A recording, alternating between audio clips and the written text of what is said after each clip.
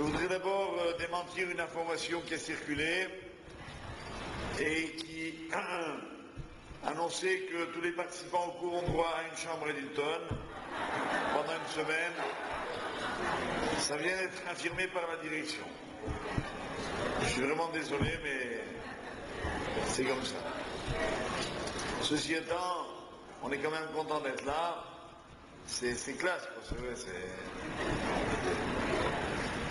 On ne fait pas moins que ça pour la Torah. Il a Miken, c'est d'accord. La Torah a droit à ce qu'il y a de plus beau. Et merci d'être venus tous l'honorer pour ce cours qui, bien évidemment, comme vous le savez, parlera de Pessah, que nous allons diviser en deux parties. Une première sur un sens de la fête, une deuxième sur la pratique de la fête. Et en effet, cette année, plus que jamais, ce cours s'avère nécessaire. Vous allez voir pourquoi. Ceci étant, je voudrais d'abord annoncer que on vient de m'informer que le CD numéro 9 est disponible, puisqu'il sort régulièrement, au Hachem, et que le DVD numéro combien? Numéro 5 est également disponible. Donc on est au top. Maintenant, j'avais prévu de dédier ce cours à la mémoire de deux personnes.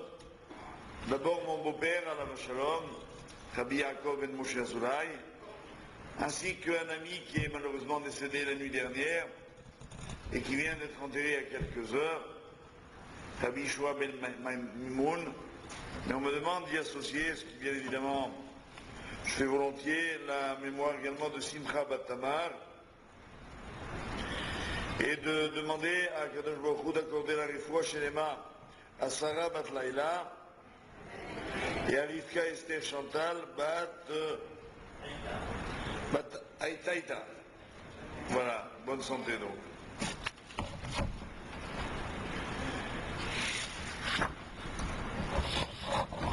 Ce que je souhaitais ce soir, c'est un chemin un petit peu difficile que je vais essayer d'emprunter avec vous. C'est d'essayer de comprendre l'exil égyptien à la lumière d'un texte du Zohar qui a été largement développé par le Harizal, un des grands maîtres de la Kabbalah au XVIe siècle. Simplement, en préparant le cours, j'ai un peu déprimé parce que j'ai vu que c'est très très difficile. Ceci étant, nous allons essayer dans cette première partie de donner la quintessence de cette signification profonde. En fait, ce que dit le Zohar sur cet exil égyptien nous demande de remonter à la création de Adam Arishon et de ce qui s'est passé à ce moment-là. En effet, en quelques mots, rappelez-vous que Adam Arishon et Chava, après avoir été créés et après avoir fauté, ont été expulsés du jardin d'Éden. Et la Torah ne le dit pas explicitement, mais on le voit facilement dans le décompte des années, que pendant 130 ans, Adam n'a pas connu sa femme. Ils n'ont pas eu de vie conjugale. Et les enfants sont nés ultérieurement. Caïn, Hevel et plus tard Chet, qu'on oublie toujours de citer. Quand l'événement du crime de Caïn était énorme, il ne faudrait pas oublier qu'après est descendu de Adam Arishon un grand tzaddik qui s'appelait Chet. Simplement, là où le thème est un peu complexe, et on a besoin de comprendre, c'est que pendant ces 130 années, malheureusement Adam Arishon a considérablement perdu de sa hauteur spirituelle, de sa madriga,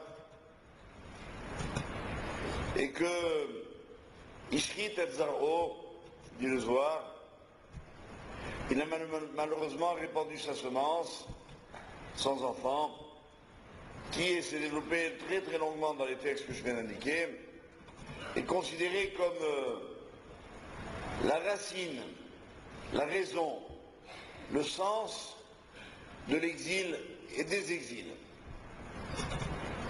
À savoir que, on le sait d'après la Torah, j'en avais une fois parlé, merci. Non. Non, ça me donne la race devant le verre, j'ai peur que le verre y tombe. Déjà, je trouve que tu en as mis un peu trop. Hein. Bon, j'espère que les femmes de ménage sont au courant qu'on est là. On pourra préférer un petit...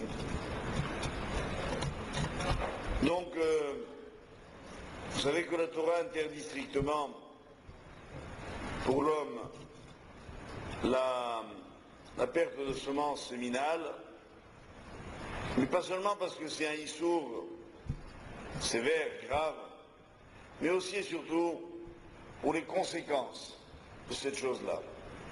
À savoir que des êtres sont créés malgré tout.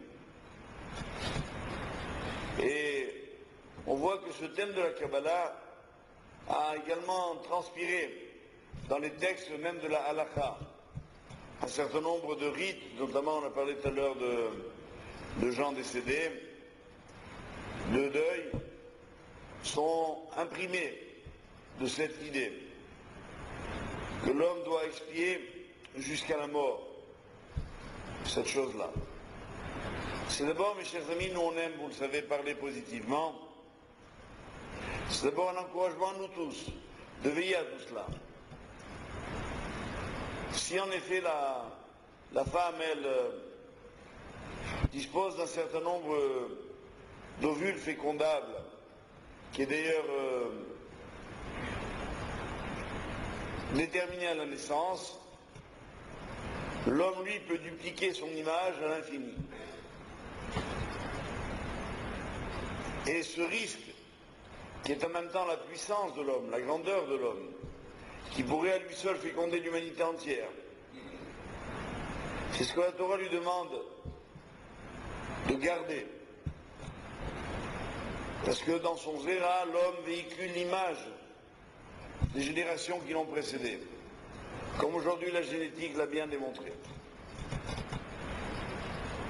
Et juste un exemple qui m'avait beaucoup impressionné il y a quelques mois, je ne sais pas si je vous l'avais dit à l'époque, mais enfin je me permets de le répéter, j'avais reçu chez moi un grand médecin israélien, généticien, qui m'avait dit que dernièrement, des études ont eu lieu en Israël qui ont montré qu'il y avait des gènes spécifiques aux Kohanim, aux prêtres, aux gens qui sont de la tribu de Cohen, qu'on ne trouve dans aucune autre catégorie de personnes.